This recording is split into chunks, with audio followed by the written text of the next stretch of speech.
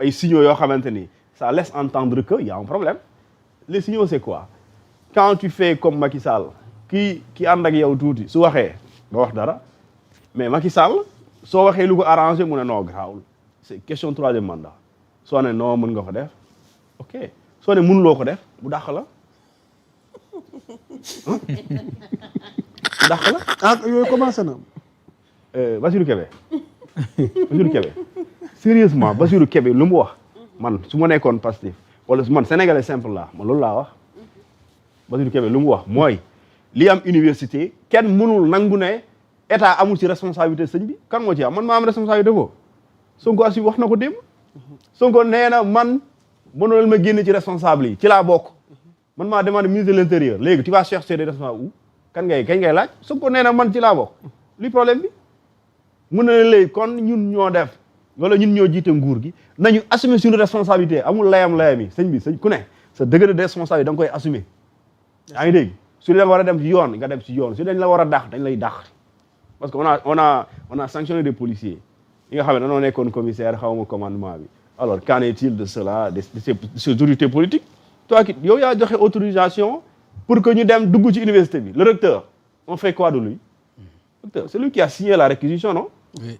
Alors policier dañoo am fi dugg ci université amuñu kayit googu c'est le recteur qui a signé donc quand tu sanctionnes les policiers parce que jàpp na ils ont fait l'usage excessif de la force publique mais il faut sanctionner aussi celui qui a permis à ce que les policiers aient accès légal à l'université mais qui ont malheureusement abusé du maintien de l'ordre ndax lu yëngu lu ne moom waaw léegi kon la chaîne de responsabilité c'est des responsabilités en cascade il faut continuer mënul yem ci policiers yi continuer da nga war a dem et administrativement ok politiquement il faut les mën na ay responsable léegi loolu yow am fi léegi kooku wax loolu nga ne da nga koy dàq man j'aurais aimé kon nga dàq nit parce que amul compétence nga dàq nit parce que amul xam-xam wala xamul lu xew wala détourné na alal ji xoolal Sénégalais nii lañ war a def mais jusque là sauf que le président quand bu la dàqee il a ce qu'on appelle le pouvoir discrétionnaire donc il n'est pas là à justifier le pourquoi mais les Sénégalais savent lire entre les lignes sëñ bi on sait lire fii lu ne am na lu la daal am na lu tax ñu def ko donc léegi la loolu nit ñi loolu la ñuy creuser léegi nag li fekkente ni ñoom président dafay recevoir et pour dire que moi j'aurais aimé que ñu accentuer les rencontres là sur le développement du Sénégal les choses sont plus sérieuses que ça on ne peut pas tout le temps nous dire que oui nous avons une dette de plusieurs milliers de milliards de dollars de milliards de francs CFA yu ñu war a rembourser et on ignore ñu teg de côté la question économique duñ ci wax cette loi là bi nga xamante ni sans laquelle le Sénégal ne peut pas être souverain économiquement la loi sur la souveraineté économique cette loi là ba léegi elle traîne te loolu pour nga def lu ñu tuddee nga am un Sénégal souverain économiquement il faut nga am lu ñu tuddee une loi sur la souveraineté économique ba léegi 2 ans elle traîne 2 ans je te dis 2 ans voter une loi à l'Assemblée nationale préparer le texte tu vas me dire que nous les techniciens sénégalais ils sont incapables de non quand même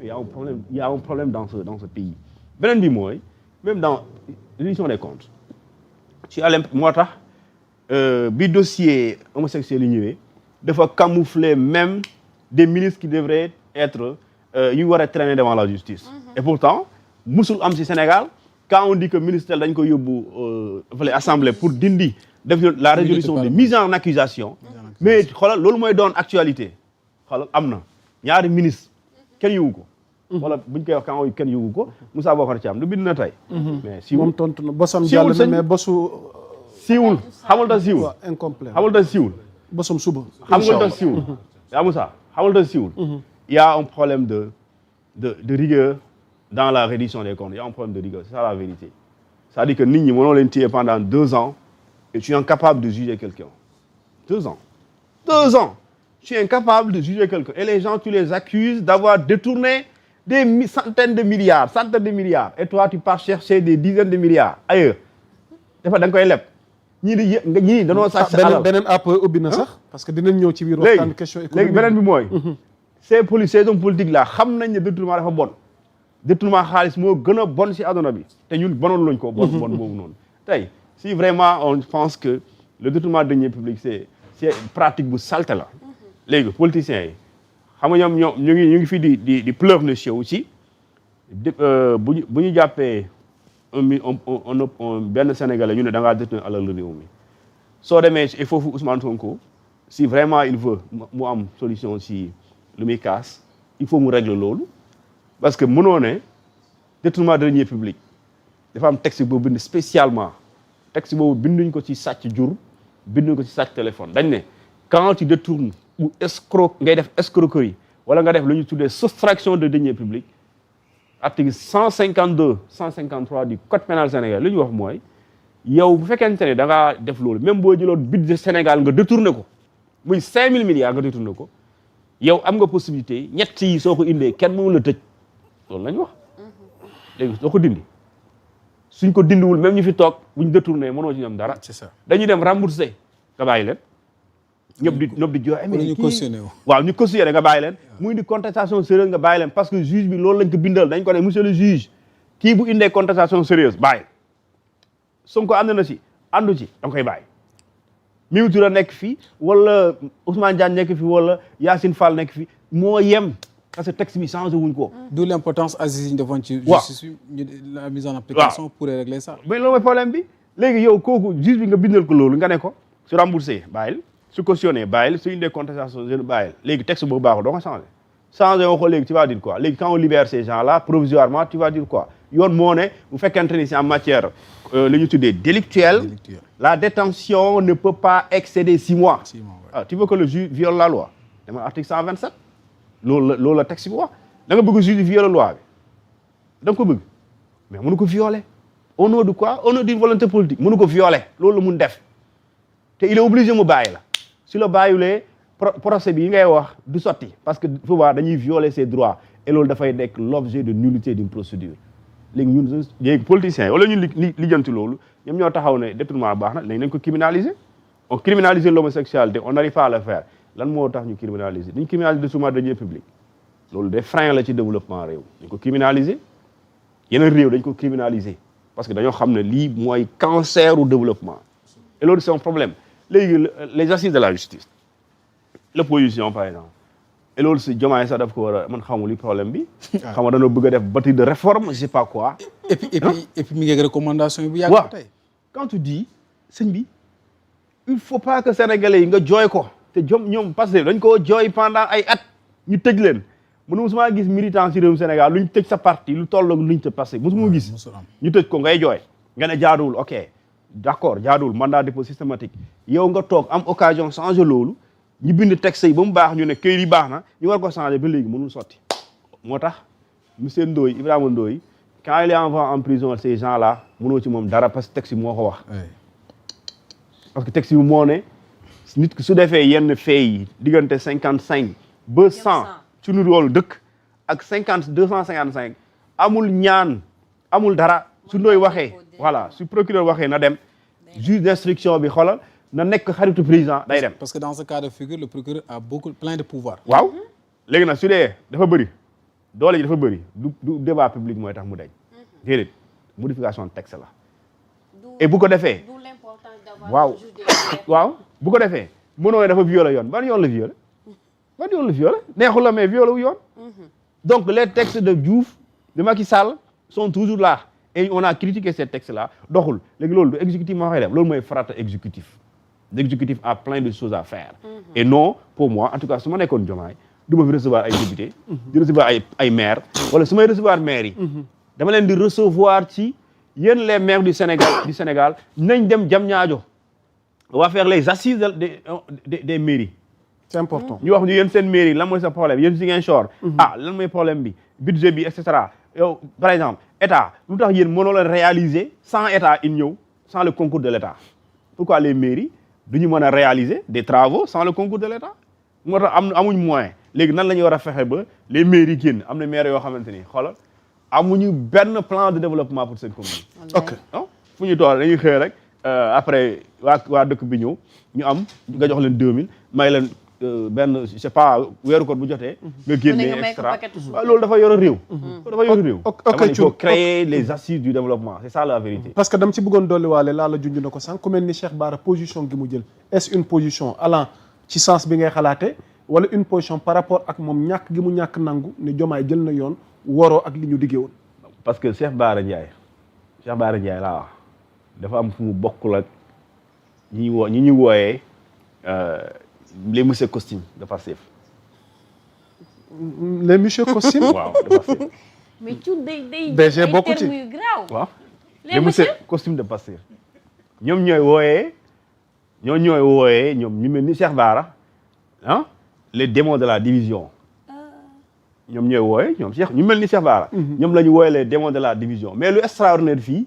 les jeunes militants et les sympathisants ils préfèrent déglu Cheikh Bara que d'écouter ces monsieur costume xam nga loolu.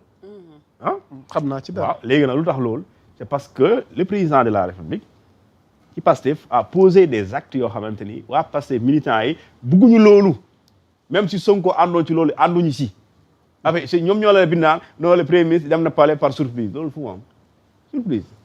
tu vas rentrer au palais présidentiel par surprise mooy surprise mooy nga jékki-jékki rek waa ji ñëw président par exemple léegi ñëw fi mais au moins tey am na ñoo xam ne mënu nekk surprise si ñoom. tu vas rentrer au palais comme ça par surprise. non nit ñi dofuñu. non parce que dañu bëgg a calmer pour dire que y a absolument rien aucun problème. mais ñoom ñoo gën a xam ne am problème le Pastef.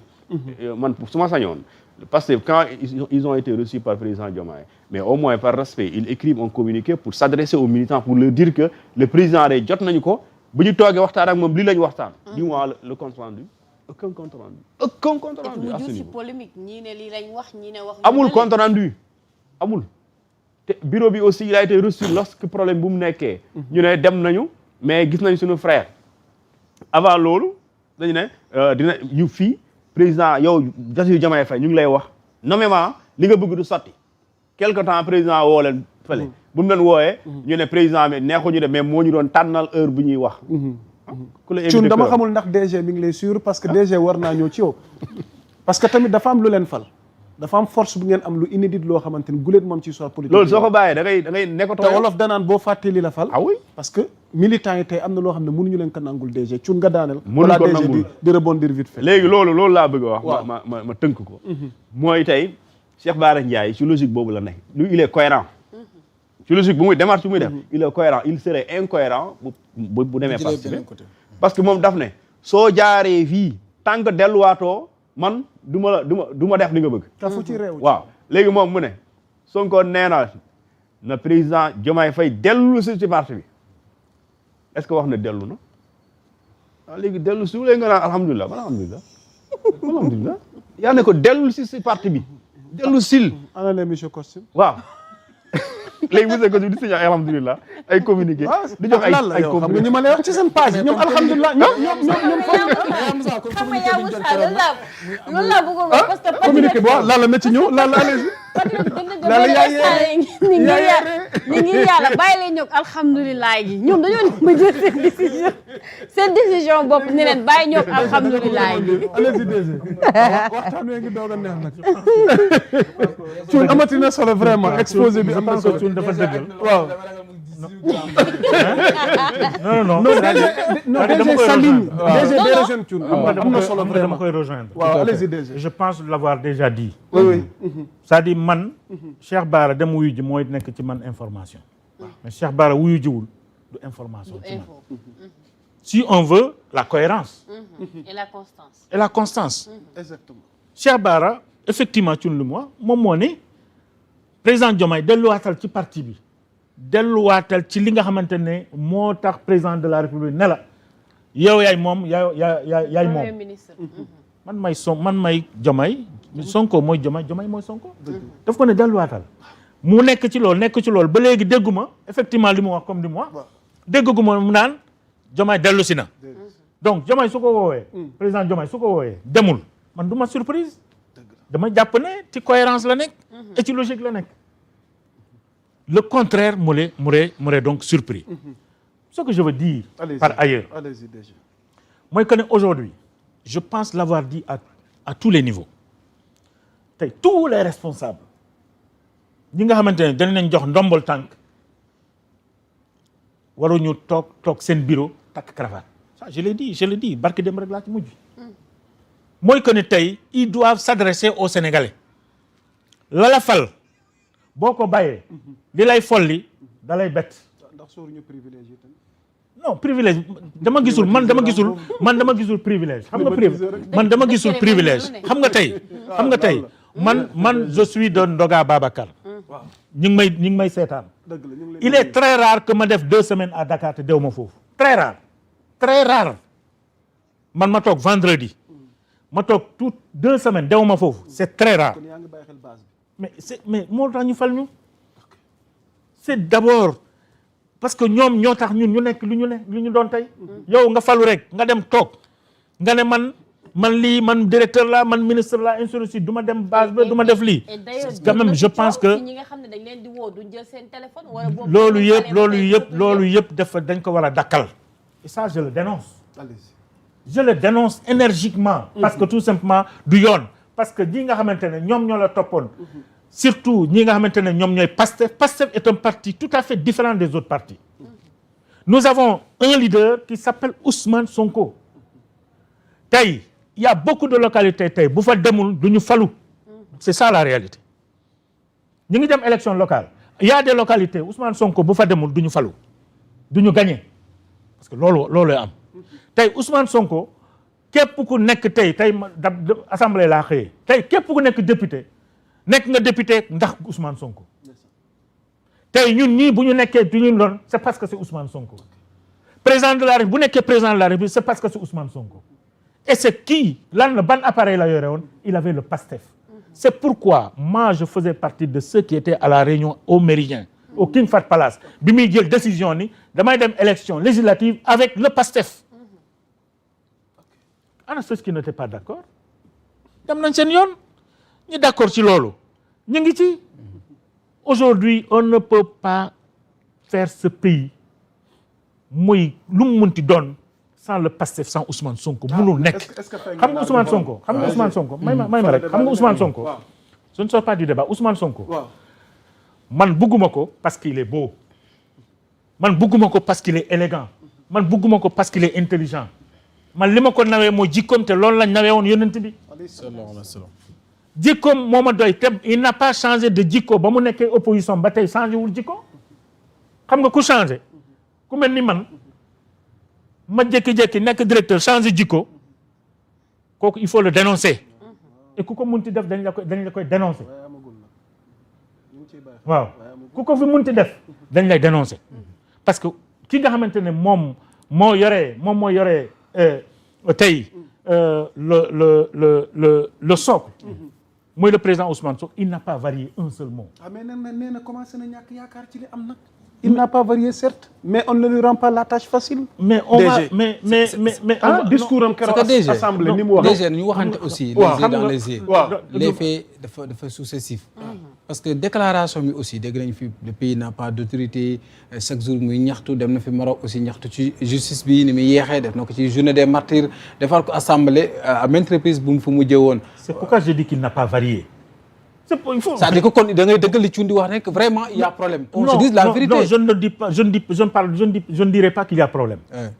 man fa ma mën a yem fa lay yem. je ne dirai pas qu'il y a problème. mais je dis aujourd'hui que Ousmane Sonko le premier ministre et président du PASTEF n'a pas varié ci position mooy que ne tey réew mi il est constant te loolu moo tax ñu bëri tey bëgg ko c'est la constance de l'homme c'est quelqu'un hier j'étais à une réunion notamment avec les chroniques la rencontre du correct sur les chroniqueurs mais quand Pape Samba Kane disait que moom gis na dafa xool journaux yi bi mu xëyee amul benn analyse boo xamante ne nit ñi def nañ ko sur la sortie du premier ministre koo xamante ne il ne mâche pas il ne cache pas ses mots il dit les mots tels qu'ils sont les mots donc tey amul lenn lu nëbbatu ci ginnaaw li muy wax tout est clair pourquoi aujourd'hui ci journaux yëpp parce que c'est Pape Samba Kane qui le dit le doyen Pape Samba Kane qui dit que moom gisul benn analyse benn chronique sur la sortie de Ousmane Sonko bi éclairer les Sénégalais sur beaucoup de choses. DG dogguma la sortie Ousmane Sonko boobu Abdoulaye yaa ngi koy wax sànq dinañ ko faram-fàccee waxtaanee ko fii yow ñoom sa position mais Ismaïla may ma Cheikh Bara tout à l'heure poste gi mu def ci page am Thioune ñu xool poste bi Cheikh Bara lan la wax Abdoulaye Ndiaye. ndogu mystique ngay am foofu.